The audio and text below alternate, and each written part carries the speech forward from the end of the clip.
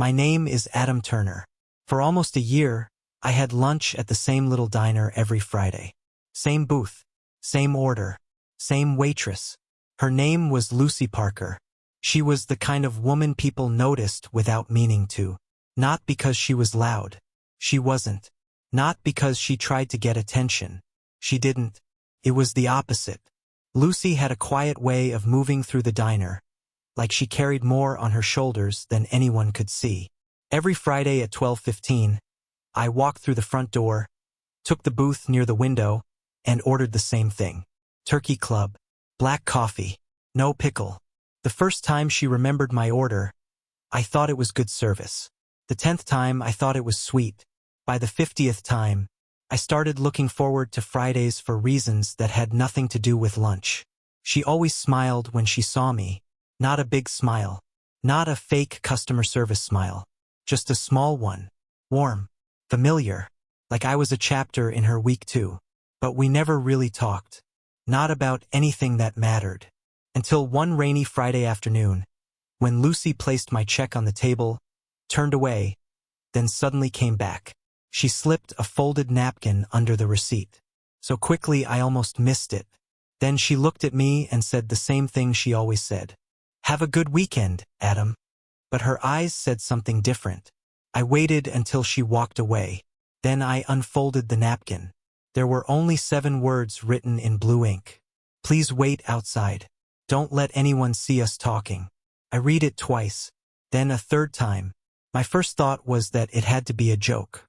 My second thought was that Lucy Parker did not seem like the kind of woman who joked like that.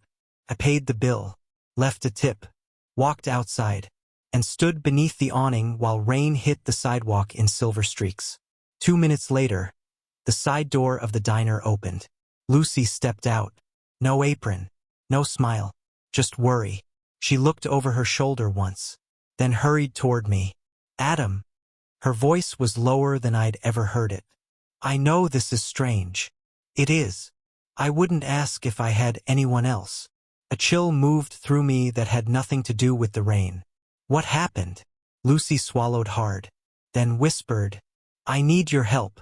3 months earlier, I had no idea that one small diner, one quiet waitress, and one folded note would change the course of my life. 3 months earlier, Friday had always been my favorite day of the week. Not because the workday was shorter. Not because the weekend was waiting just around the corner. Because of a little family diner called Parker's Corner Cafe. It sat on the edge of downtown between an old bookstore and a flower shop that somehow stayed in business year after year. Nothing about the place stood out. The sign was faded.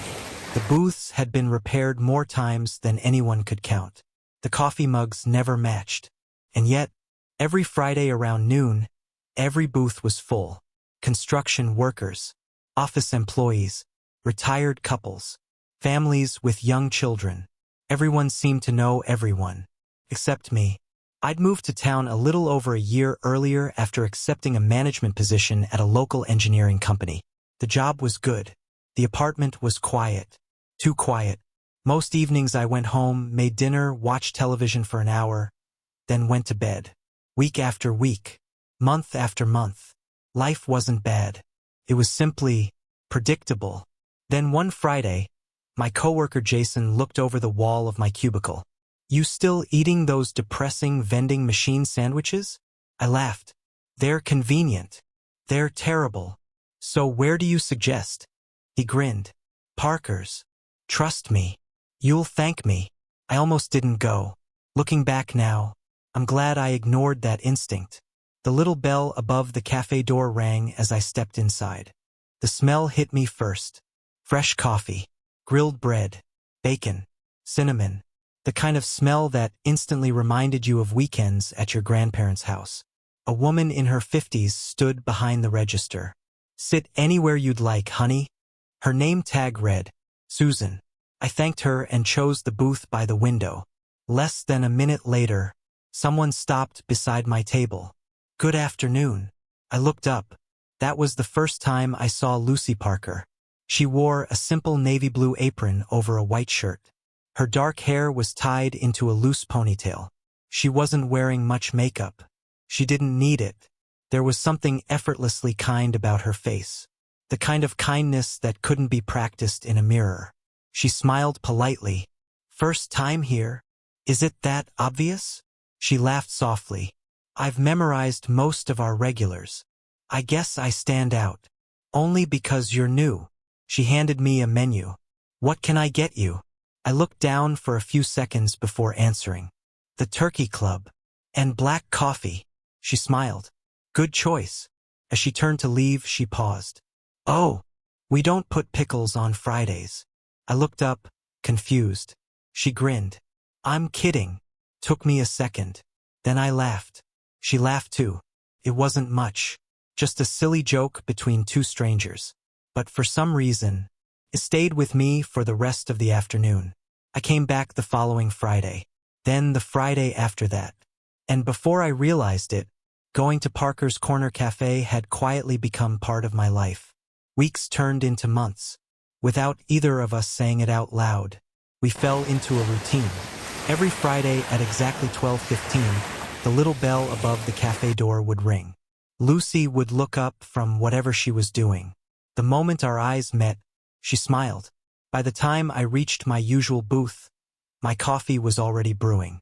Sometimes she even had it waiting before I sat down. "Turkey Club," she'd say with a grin. "Black coffee. No pickle." I laughed.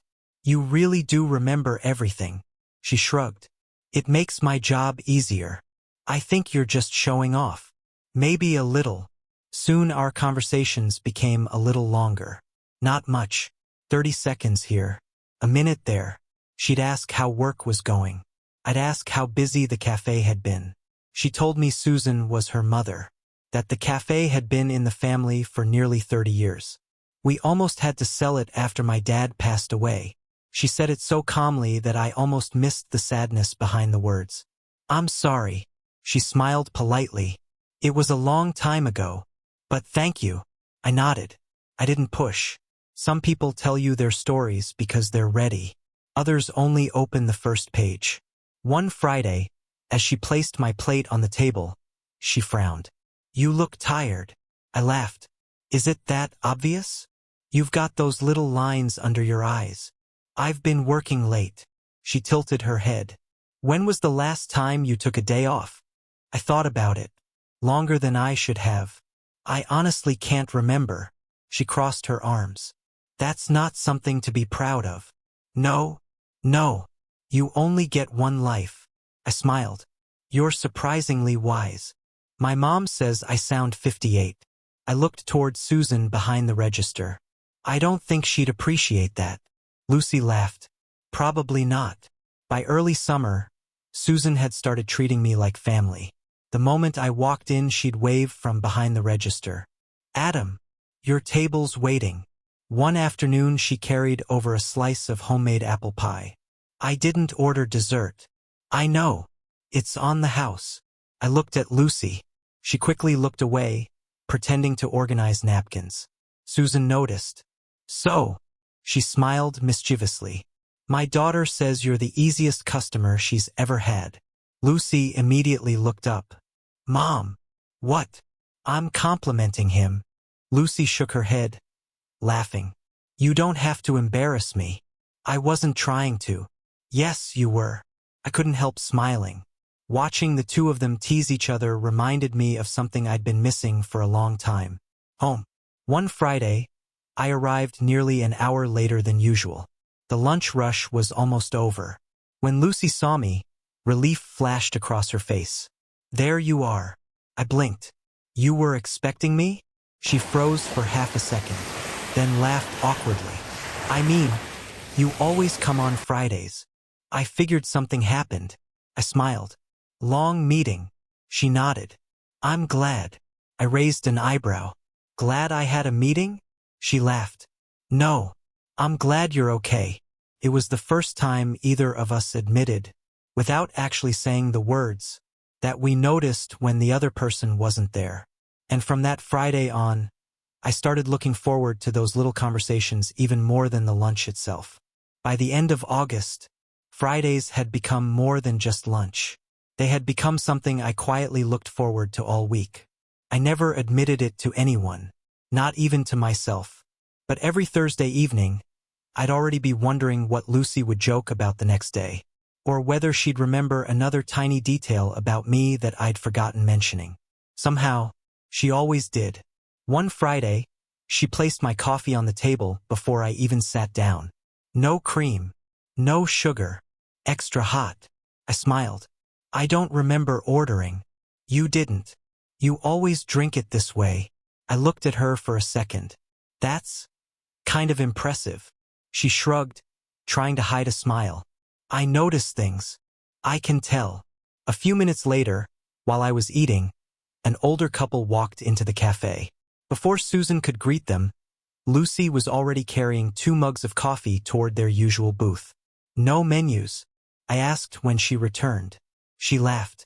They've been married 43 years. He orders pancakes. She orders oatmeal. He complains about the coffee. She says it's perfect. They've done that every Friday since I was a teenager. I smiled. And you remember all of it? I remember everyone. She looked around the diner. I think that's my favorite part of working here. People don't realize it, but little routines matter. Those words stayed with me. Maybe because she was right, or maybe because, without realizing it, she had quietly become part of mine. The following Friday, I was halfway through my lunch when a man walked into the diner. Tall, well-dressed, confident, probably around 40. The moment Lucy saw him, her smile disappeared. It happened so quickly that I almost thought I'd imagined it. He sat at a booth near the back. Lucy walked over with a menu. Even from across the room, I could tell something was different. She stayed professional. But she wasn't comfortable. Not even close. When she came back toward the counter, Susan quietly touched her arm. You okay? Lucy forced a smile. I'm fine. But she didn't look fine. Not at all. Over the next few weeks, the same man kept coming back. Always Friday. Always around the same time I did. Always asking for Lucy's section. At first I assumed they knew each other. Maybe an old friend. An ex-boyfriend. A cousin. Something. But the more I watched, the less convinced I became. She never smiled around him. Never joked. Never stayed at his table longer than necessary. One afternoon, I noticed him trying to continue a conversation after she'd already picked up the empty plate. Lucy politely excused herself. He reached out as if he wanted to stop her. She stepped back, just enough to avoid his hand. It lasted less than 2 seconds. Most people in the diner probably never noticed. I did. When I paid my bill that afternoon, I nodded toward the man. Busy today. Lucy followed my eyes for only a moment before looking away. Yeah. Her smile looked forced. It has been. She handed me the receipt. Our fingers brushed for a second. Normally she'd tell me to have a great weekend. This time, she didn't say anything. She simply looked at me for a brief moment, almost as if she wanted to ask something. Then another customer called her name. She turned and hurried away. I left the diner with a strange feeling I couldn't explain. At the time, I had no idea that the very next Friday, she'd slip a folded note under my check. The following Friday arrived with heavy rain. The kind that turned the streets silver and kept most people indoors. The diner was quieter than usual. Only a handful of tables were occupied. When I walked in, the little bell above the door rang. Lucy looked up. For a split second, she smiled. Then she glanced toward the back of the diner. The man was already there. Brian Mitchell. I didn't know his name yet, only that he'd become part of the Friday routine. And not in a good way. He was sitting in the same booth as always. Coffee untouched. Eyes following Lucy every time she crossed the room. It wasn't obvious enough to make a scene, but it was obvious enough to make me uncomfortable. Lucy walked over carrying my coffee. Good afternoon, Adam. Busy. She looked around the nearly empty diner and smiled faintly. I wish. I laughed. Not good for business. No. She placed the mug in front of me. But peaceful. For the first time in months. Our conversation ended almost immediately. Every few seconds she glanced toward Brian's table. Not because she wanted to, because she had to. About 20 minutes later, I noticed Brian wave her over again. His cup was still almost full. There was no reason to call her. Yet she walked over anyway. I couldn't hear the conversation, but I could read body language. Lucy kept her hands folded in front of her apron. Brian leaned back in the booth, smiling as he spoke. She answered politely. He kept talking. She nodded once, twice, then quietly walked away. When she reached the kitchen doors, she closed her eyes for just a second, as if she needed one deep breath before facing the rest of the afternoon. Susan stepped beside her. "Did he bother you again?" Lucy answered so quietly I couldn't hear the words. Susan frowned. "I can talk to him." Lucy immediately shook her head. "No, please don't. He'll only stay longer." Susan sighed. "I don't like this." "Neither do I." They noticed me looking. Both smiled at exactly the same time. Too quickly. The kind of smile people use when they're pretending everything is fine. A few minutes later, Brian stood up to leave. Instead of walking straight to the register, he stopped beside Lucy. He said something. She took one step backward. He smiled, then finally walked out into the rain. The entire exchange lasted maybe 10 seconds. But it changed the atmosphere inside the diner. Only after the front door closed did Lucy relax her shoulders. I had never seen someone look so relieved to watch a customer leave. When I finished eating, Lucy brought my check. She placed it on the table exactly like she always did. Except this time, her hand lingered on the edge of the receipt for half a second. Just long enough to slide something underneath it. A folded white napkin.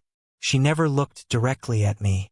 Instead, she quietly said, "Have a good weekend, Adam." The same words she'd said every Friday for almost a year. Only this time, her voice trembled. I waited until she turned away, then unfolded the napkin beneath the receipt. Written neatly in blue ink were 7 words. "Please wait outside. Don't let anyone see us talking." My heartbeat quickened. I looked toward Lucy. She was serving another table as though nothing had happened. No one in the diner seemed to notice. Not Susan. Not the customers. Not even Brian, who had already disappeared into the rain.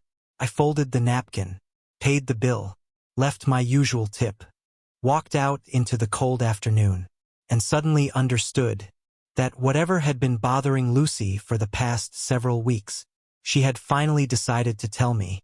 The rain had become heavier by the time I stepped outside. Water dripped steadily from the awning above the diner. I stood near my truck, pretending to check my phone. 1 minute passed, then another. For a moment, I wondered if I'd misunderstood the note. Maybe she'd changed her mind. Maybe she'd only written it because she'd panicked. Then the side door opened. Lucy stepped outside, pulling her jacket tightly around herself. She looked both ways before walking toward me. Not dramatically, not like someone in a movie, more like someone who didn't want to be noticed. "I'm sorry," she said quietly. "I know this is strange." I smiled gently. "I think we've already established that." To my surprise, she laughed, just for a second. Then the smile disappeared again. "I wouldn't have involved you if I had another option." "What happened?" She looked down at the wet pavement. "You noticed the man who's been coming in every Friday? The one in the gray jacket?" She nodded. "His name is Brian. You know him?" "I wish I didn't." She folded her arms against the cold. "He started coming here about 6 months ago. At first he was just another customer. He'd leave good tips. He was polite, so I never thought much about him." She took a slow breath. "Then he started waiting until my shift ended." I frowned. "He asked me to dinner. I said no. He asked again the next week. I said no again. And again. And again." I stayed silent, letting her continue. "I've never been rude to him. I didn't want to embarrass him. I thought eventually he'd understand. But instead, he started coming every Friday. He always asks for my section. He always tries to keep me talking. And every time I tell him I'm not interested, He acts like I just need more time. Does he threaten you? She shook her head. No. Has he touched you? Only once. He tried to grab my hand. I pulled away. Since then he's stayed just close enough to make me uncomfortable, but not close enough for anyone to call the police. I understood exactly what she meant. It wasn't a crime. It was a situation. An exhausting one. So why tell me? She looked at me for a long moment, then smiled sadly. Because after almost a year, you're the only customer who ever made me feel completely safe. Those words caught me off guard. I don't know what to say. You don't have to say anything. She hesitated. Need someone to walk me to my car after work today. I blinked. That's it. She nodded. I know it sounds silly. It doesn't. I've been asking myself for 2 weeks if I should write that note. And today, I finally did. I looked toward the diner. When do you finish? 6. I'll be here. She searched my face. You will. I smiled. I told you. You don't have to convince me. Relief washed over her face. For the first time since she'd walked outside, she smiled the way she always smiled on Fridays. Warm. Genuine. Thank you, Adam. As she turned to go back inside, I realized something. I had spent months looking forward to seeing Lucy every Friday. But standing there in the rain, I understood that this was the first time she had truly trusted me. And somehow, that meant even more than I expected. I spent the rest of the afternoon thinking about Lucy, not because she had asked for my help, because she'd trusted me enough to ask. Those are two very different things. At exactly 6 o'clock, I parked across the street from Parker's Corner Cafe. The open sign was still glowing in the front window. Inside, only a few customers remained. I watched through the windshield as Susan flipped one of the chairs upside down onto a table. Closing time. 5 minutes later, the front door opened. Lucy stepped outside carrying her purse. She looked around. The moment she spotted my truck, I saw her shoulders relax. She walked over with a small smile. You actually came. I said I would. I know. She laughed quietly. I guess I'm still surprised. I stepped out of the truck. Ready? She nodded. My car's around back. We walked toward the employee parking lot behind the diner. The evening air was cool. For a while, neither of us spoke. Then Lucy finally broke the silence. You know what's strange? What? I almost threw that note away. You did. She nodded. I wrote it on Wednesday. Then I told myself it was a bad idea. Thursday, I almost tore it up. And this morning, I almost stayed home. I smiled. I'm glad you didn't. So am I. Her car was an older silver Honda. Nothing fancy. She unlocked it but didn't open the door right away. Instead, she leaned against it and looked at me. Can I tell you something embarrassing? You've already told me quite a bit. She smiled. I was scared you'd think I was trying to flirt with you. I laughed. I'll admit. For about 5 seconds, I wondered. She covered her face. Oh no. I'm kidding. She lightly nudged my arm. That's not funny. It kind of is. She laughed too. For the first time since we'd left the diner, the tension was gone. Brian wasn't always like this, she said after a moment. He actually seemed nice. I even thought he was just lonely. So I tried to be polite. I nodded. A lot of people mistake kindness for interest. She looked down. I know. And once they do, it's hard to fix. I wish I'd been more direct from the beginning. You shouldn't have to feel guilty for being kind. She looked at me. Thank you. Just then, headlights turned into the parking lot. Lucy immediately went quiet. A dark SUV rolled slowly past us. Neither of us recognized the driver. The vehicle continued toward the opposite exit and disappeared. Lucy let out a long breath. I hate that I react like that now. You think every car is his. She nodded. I do. I understood. Fear doesn't always come from what happens. Sometimes it comes from wondering if something might happen. Before getting into her car, Lucy smiled. I owe you dinner. You owe me nothing. I insist. I've accepted enough free pie from your mom. She laughed. That's true. So, next Friday, I smiled. I'll be here. She opened the car door. Not at the diner. I raised an eyebrow. Oh, I'd like to see you somewhere we're not interrupted every 2 minutes. For a second, neither of us spoke. Then I smiled. I'd like that too. As she drove away, I realized something. For almost a year, Fridays had been my favorite day because I got to see Lucy. Now, I had something new to look forward to. Friday evening. The week passed more slowly than usual. Every morning I caught myself wondering if Friday would feel awkward. Maybe we'd pretend nothing had happened. Maybe inviting me to dinner had only been her way of saying thank you. I told myself not to overthink it. It didn't work. Friday finally arrived. For the first time in almost a year, I wasn't looking forward to lunch. I was looking forward to the evening.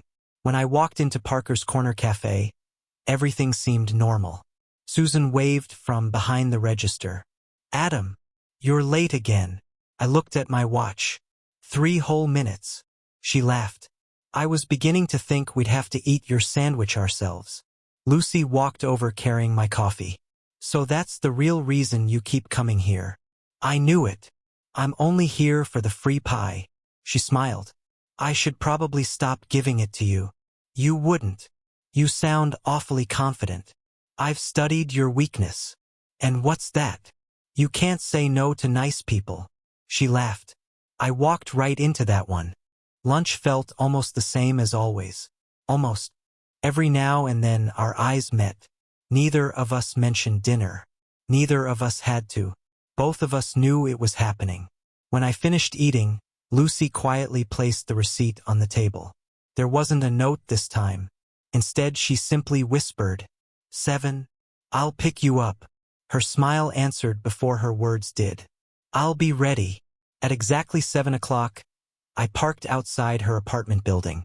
It was a modest brick building only 10 minutes from the diner. Lucy stepped outside almost immediately.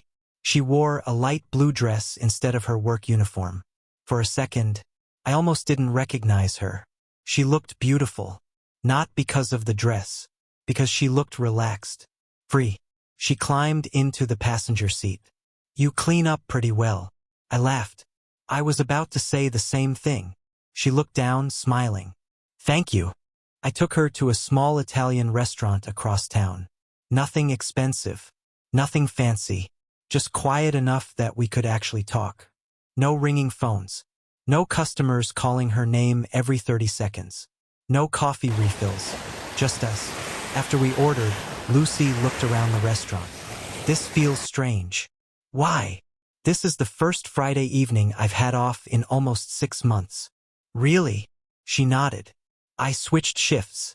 My coworker owed me a favor. I smiled. So, this dinner required planning. A lot. I'm honored. You should be. As the evening went on, the conversation became easier. We talked about childhood memories, favorite movies, terrible first jobs, travel dreams. At one point Lucy laughed so hard she nearly spilled her drink. What? I just realized. I know almost everything about your lunch order, but I had no idea what your favorite color is. I smiled. Blue. She nodded proudly. I guessed right. You guessed. I noticed. My tie. My truck. My coffee mug. She grinned. I told you. I notice things. I shook my head. I don't know whether that's impressive or a little scary. She laughed. I'll take impressive. As dinner came to an end, the waiter placed the check on the table. Before I could reach for it, Lucy grabbed it. Absolutely not. I raised an eyebrow. You invited me. I know. So let me. She smiled stubbornly. This dinner was my thank you. And I don't argue with my own invitations. I laughed. I don't think I'm going to win this. No, you're not. For the first time in a very long while, paying the bill didn't matter. Being there did.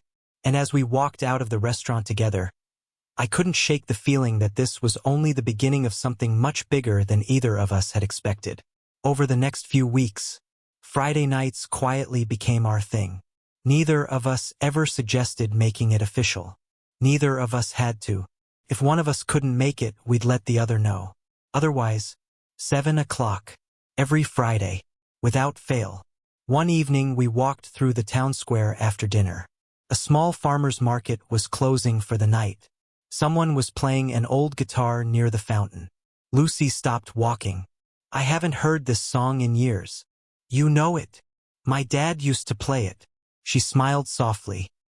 "He wasn't very good. But he loved trying." I looked at her. "You still miss him?" "Every day." She didn't try to hide it. "I think I always will." I nodded. "I still talk to my mom sometimes." She looked surprised. "She passed away 8 years ago." Lucy smiled gently. "I think she'd like that." "I hope so."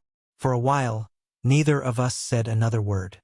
Sometimes silence says everything. As September turned into October, people at the diner started noticing. Susan noticed first. One Friday she walked over while Lucy was refilling my coffee. "So," she smiled, "should I keep pretending I don't know what's going on?" Lucy nearly dropped the coffee pot. "Mom." "What?" "I'm asking." Lucy looked at me, then back at Susan. "We've only had dinner a few times." Susan laughed. "That's exactly what I said when I met her father." Lucy buried her face in her hands. "I can't believe you're doing this. I'm your mother. It's practically my job." Even I couldn't stop laughing. Life slowly began to feel lighter. Work was still busy. Bills still arrived. Some mornings were still stressful. But now, every Friday gave me something to look forward to. And somehow, that changed the rest of the week too. One rainy evening, about a month after the note, Lucy and I were locking the diner after Susan had already gone home. She handed me one side of the closed sign. "I never thanked you properly." "You've thanked me plenty." "No. I thanked you for walking me to my car." She looked directly into my eyes. "I never thanked you for believing me." I frowned slightly. "Why wouldn't I?" She took a slow breath. "Because not everyone did." That sentence hit harder than I expected. My manager at my old job told me I was overreacting. My cousin said Brian was probably just lonely. One customer even said I should be flattered. She looked away. "You never questioned me. You simply asked what I needed." I reached for her hand. Very gently. "You deserved to be believed." Her eyes filled with tears. Not tears of fear. Tears of relief. She smiled. "I think that's the nicest thing anyone said to me in a very long time." Without thinking, she stepped closer, wrapped her arms around me, and hugged me, not because she was scared anymore, because she finally felt safe. I held her just as gently. Neither of us spoke. We didn't need to. For months, our story had been built on small moments. A smile, a joke, a cup of coffee, a folded note. Now, it felt like all of those little moments had quietly led us here. Standing outside a small family diner, holding each other in the rain, realizing that sometimes the people who change your life don't arrive all at once. Sometimes, they simply smile at you every Friday until one day they're brave enough to hand you a note. Winter arrived earlier than anyone expected. The first snow covered the sidewalks on a Thursday night. By Friday morning, Parker's Corner Cafe looked like something from an old Christmas postcard. White rooftops, warm yellow lights, the smell of fresh cinnamon drifting through the front door. When I walked inside, Susan looked up from the register. "About time." I laughed. "I'm exactly on time." She shook her head. "You used to come here for lunch. Now I think you're just here to see my daughter." Lucy walked out of the kitchen carrying 2 mugs of coffee. "I can still hear you, Mom." "I know. I wanted you to." Lucy rolled her eyes. "You are impossible." Susan smiled proudly. "I've earned that title." Business slowed down after lunch. Only one elderly couple remained in the corner booth. Lucy finally sat across from me for the first time. Not for work. Just because she wanted to. "You know." She wrapped both hands around her coffee mug. "I never told you why I smiled every Friday." I looked at her. I assumed you smiled at everyone. I do. But not like that. I waited. The first time you came in, you thanked me. I blinked. For bringing my lunch? She nodded. You'd be surprised how many people never even look at their server. They order. They eat. They leave. You looked me in the eye. You said thank you. You wished me a good weekend. She smiled softly. I remember thinking, he seems different. I laughed. That's a pretty low standard. It wasn't just that. The next week, you remembered my name. I did. You looked at my name tag and actually used it. She shook her head. It sounds silly, but little things matter. I smiled. I guess they do. She reached into her apron pocket. I've got something to show you. She unfolded a tiny piece of paper. It was worn around the edges. You kept the note? She laughed. No, you kept yours. I kept mine. She handed it to me. Written in blue ink were the words she'd practiced before giving me the real note. Can we talk outside? Crossed out. Underneath it, would you wait for me after work? Also crossed out. Then another. I need your help. Crossed out. Finally, the sentence she'd actually given me. Please wait outside. Don't let anyone see us talking. I looked back up. You wrote all of these? She nodded. I was terrified. I must have rewritten it 20 times. You could have just asked. She laughed. I know. But I didn't know if you'd say yes. I smiled. I would have. I know that now. That evening, after the diner closed, we walked outside together. Snowflakes drifted slowly through the air. Lucy slipped her hand into mine. Comfortably. Naturally. No hesitation. As we reached my truck, she looked up at me. You know something? What? I used to think that folded note was the scariest thing I'd ever done. And now, she smiled. Now I'm grateful I was brave for 5 seconds. I laughed. 5 seconds. That's all it took. She squeezed my hand. 5 seconds changed my whole life. I looked at the little diner behind us, at the warm lights glowing through the windows, at Susan waving from inside with the biggest smile on her face. Then back at Lucy. It's funny. What is? I thought I kept coming here because the food was good. She laughed. It is good. It is. But that wasn't the real reason. No, I shook my head. I came back every Friday because there was always one smile waiting for me. Lucy smiled even wider. And now, I gently kissed her forehead. Now I don't have to wait until Friday anymore. She leaned her head against my shoulder. I liked the sound of that. As the snow continued to fall around us, I realized something. Sometimes love doesn't begin with grand gestures. Sometimes it begins with a familiar smile, a shared cup of coffee, and one small folded note that changes 2 lives forever.